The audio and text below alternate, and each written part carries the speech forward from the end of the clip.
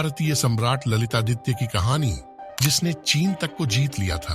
कश्मीर का सिकंदर कहे जाने वाले सम्राट ललितादित्य मुक्तापीडय की कहानी, कैसे जीता चीन और उनके बनाए मार्तंड मंदिर को फिर किसने तोड़ा था, आइए जानते हैं इस वीडियो में। कश्मीर में अनंतनाग के पास बना ये मार्तंड मंदिर 1300 साल पहले बना था। आज इसकी हालत एक खंडहर जैसी है।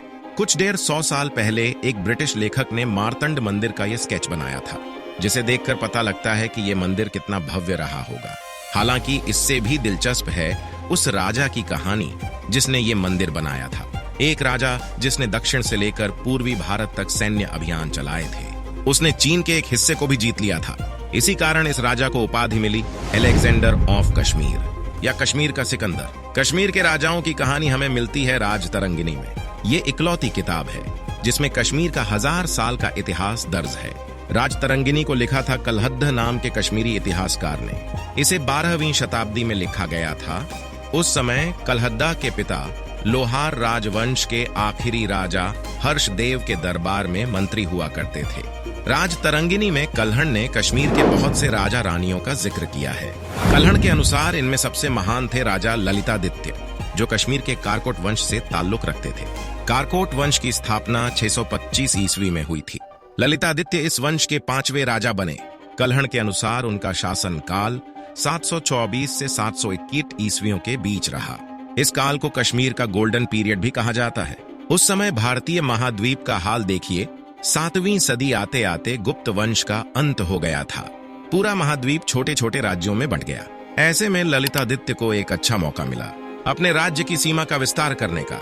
ललितादित्य ने अपने सैन्य अभियानों की शुरुआत की और 14 साल तक यह अभियान चलता रहा। इस दौरान ललितादित्य ने उत्तर से लेकर दक्षिण तक कई जीतें हासिल की। पहला अभियान था कन्नौज का, जहां राजा यशोवर्मन का राज हुआ करता था। कल्हण के अनुसार ललितादित्य और यशोवर्मन के बीच कई दौर की लड़ाइयों के बाद दोनों एक शांति समझौते के लिए तैयार हुए, जिसे नाम दिया गया यशोवर्मन ललितादित्य संधि। संधि की शर्तें दोनों राजाओं को मंजूर थीं, लेकिन एक जगह ललितादित्य के एक मंत्री ने संधि पत्र में यशोवर्मन का नाम ललितादित्य से पहले आने पर ऐतराज किया। ललितादित्य ने अपने मंत्री की बात सुनते हुए संधि कैंसिल कर दी। युद्ध दोबारा चालू हो गया। कल्हण के अनुसार इस युद्ध में ललितादित्य की जीत हुई। इसके बाद ललितादित्य ने पंजाब, अफगानिस्तान सहित कई इलाकों में सैन्य अभियान चलाए और एक के बाद एक जीत हासिल करते रहे। जर्मन इतिहासकार हरमन गेट्स के अनुसार 735 ईस्वी के आसपास ललितादित्य ने बिहार, बंगाल और उड़ीसा पर जीत हासिल की। इसके बाद उनका दक्षिण अभियान शुरू हुआ। प्राचीन भारत में तब 2 मुख्य रास्ते हुआ करते थे जिनसे ट्रेड आदि होते थे, दक्षिणापथ और उत्तरापथ। उत्तरापथ पंजाब से बंगाल तक जाता था, वहीं दक्षिणापथ वाराणसी से होकर दक्षिण में चोल राज्य की सीमाओं तक जाता था। कल्हण के अनुसार कर्नाटक की एक रानी रत्ता ने ललितादित्य की मदद की थी, जिसके चलते कश्मीर की सेनाएं कावेरी तक पहुंची। दक्षिण में युद्धों के बारे में ज्यादा तो नहीं पता चलता, लेकिन कल्हण के अनुसार इस अभियान के बाद ललितादित्य ढेर सारी धन दौलत लेकर कश्मीर लौटे थे। 14 वर्ष लंबे इस अभियान के चलते ही ललितादित्य को कश्मीर के सिकंदर की उपाधि मिली।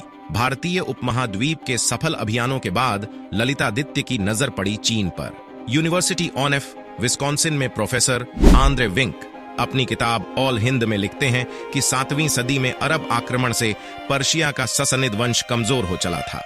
सेंट्रल एशिया के तमाम राज्यों के हालात खराब थे। ऐसे में मौके का फायदा उठाते हुए ललितादित्य ने सेंट्रल एशिया के कई शहरों पर जीत हासिल की और वर्तमान चीन के शिनजियांग प्रांत का भी बड़ा हिस्सा जीत लिया था। चीन पर ललितादित्य की जीत को लेकर इतिहासकारों में कुछ मतभेद भी हैं, लेकिन माना जाता है कि सेंट्रल एशिया पर ललितादित्य का निश्चित प्रभाव था।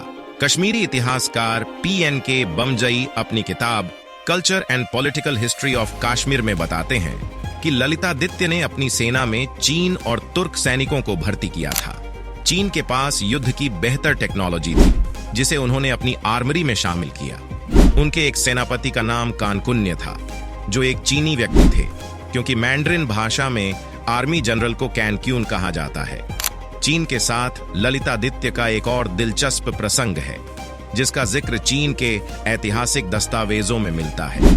अगर आप 7वीं सदी का नक्शा देखें तो उस दौर में चीन में टैंग नाम का साम्राज्य दिखेगा। इसके अलावा तिब्बत भी एक साम्राज्य हुआ करता था जो चीन से भी ज्यादा ताकतवर था। दोनों में दुश्मनी थी। टैंग वंश के ऐतिहासिक दस्तावेज बताते हैं कि दोनों साम्राज्यों के बीच शांति समझौते के लिए एक शादी का सहारा लिया गया। 12 साल की एक टैंग राजकुमारी की शादी तिब्बती राज परिवार में कर दी गई, लेकिन वहां राजकुमारी इतनी परेशान हो गई कि उन्होंने वहां से भागने का फैसला किया। राजकुमारी ने इसके लिए कश्मीर से मदद मांगी और तब कश्मीर के राजा की तरफ से जवाब में एक खत भेजा गया जिसमें लिखा था, राजकुमारी आपका कश्मीर में स्वागत है। इस घटना से हमें पता चलता है कि तिब्बत और कश्मीर के बीच तनातनी थी। तिब्बत ताकतवर था और वे अपने साम्राज्य को फैलाते जा रहे थे। इस मुसीबत से निपटने के लिए ललितादित्य ने चीन के टैंग साम्राज्य के साथ गठजोड़ करने का फैसला किया।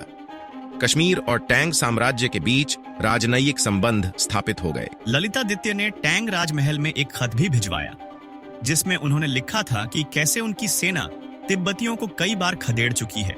उन्होंने तिब्बत का प्रभाव कम करने के लिए टैंग वंश को मदद की पेशकश की और 2 लाख सैनिकों की एक सेना देने का वादा किया।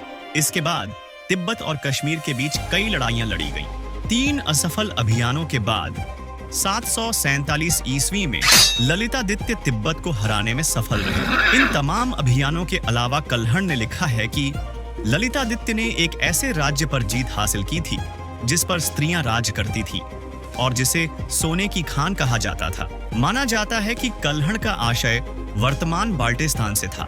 किसी राजा के महान होने का मतलब सिर्फ सैन्य अभियानों से नहीं होता। असली सवाल यह है कि उसने जनता के लिए कितना और क्या किया। ललितादित्य को महान कहे जाने के पीछे एक बड़ा कारण उनके बनाए पुल, मठ मंदिर और नहरें थीं। कल्हण के अनुसार झेलम जहां कश्मीर को पानी देती थी, वहीं झेलम में आने वाली बाढ़ हर साल आपदा लाती थी। ललितादित्य ने नदी का सिल्ट साफ कर नहरें बनवाई ताकि बाढ़ पर काबू पाया जा सके और दूर के इलाकों को पानी मिल पाए। ललितादित्य के काल में कश्मीर में कई नए शहर भी बसाए गए। इनमें से एक परिहासपुर था। श्रीनगर से लगभग 20 किलोमीटर दूर इस जगह को 21वीं सदी में पारसपुर के नाम से जाना जाता है। यहाँ सम्राट ने कई मंदिर भी बनवाए और बौद्ध मठों, स्तूपों का भी निर्माण करवाया। इन सब के अलावा भव्य मार्तंड मंदिर का निर्माण भी ललितादित्य ने ही कराया था, जिसके अवशेष आज भी देखे जा सकते हैं। मार्तंड मंदिर की खास बात ये कि इसे एक ऐसे स्थान पर बनाया गया था जहां से पूरी कश्मीर घाटी और पीर पजाल की चोटियों को देखा जा सकता है। ललितादित्य का कश्मीर के इतिहास में एक बड़ा जरूरी और उल्लेखनीय योगदान रहा है जिसके बारे में सबको पता होना चाहिए। दोस्तों, आई होप आपको यह वीडियो पसंद आई होगी। मिलते हैं अगली एक और इन्फॉर्मेटिव वीडियो में। धन्यवाद।